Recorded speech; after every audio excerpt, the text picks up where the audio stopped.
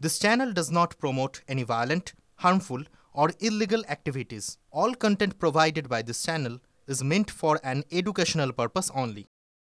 ভয় নয়, এটা হতাশা।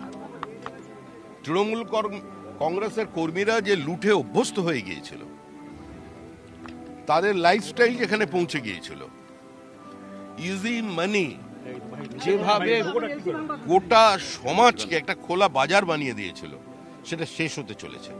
সেই হতাশা থেকে আক্রমণ করছে।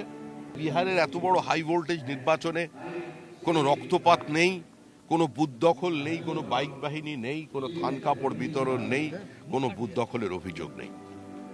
আজকে বিহারের থেকে পশ্চিমবঙ্গকে শেখা উচিত যে আমরা কোথায় নিজের রাজ্যকে পৌঁছে দিয়েছি।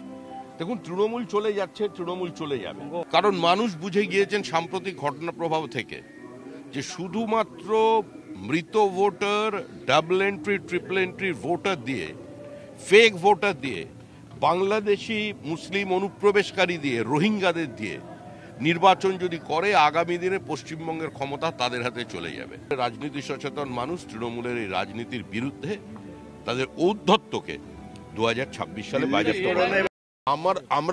আমরা পশ্চিমবঙ্গবাসীর ভোট পেতে মরিয়া, সমর্থন পেতে মরিয়া। আর পশ্চিমবঙ্গবাসী মরিয়া হচ্ছেন এই মুহূর্তে তৃণমূল নামক অভিশাপ থেকে মুক্তি পাওয়ার জন্য। আমরা কি প্রস্তুত সেটা নির্বাচনের সময় মানুষ দেখতে পাবে। প্রতিদিনই তো বিজেপি কর্মীর রক্ত দেখাচ্ছেন, কিন্তু একটা কথা যেন তৃণমূল কংগ্রেস মনে রাখে যে গঙ্গোত্রী থেকে তার উৎপত্তি হয় এবং সেখান থেকে এসে গঙ্গার জল কিন্তু কলকাতা পর্যন্ত আসে। আগার যদি রক্তের স্রোতই তৃণমূল কংগ্রেস চায়, তাহলে রক্ত কিন্তু ওপর থেকে বইবে। কলকাতার রক্ত কোনোদিন গঙ্গোত্রী পৌঁছতে পারবে না।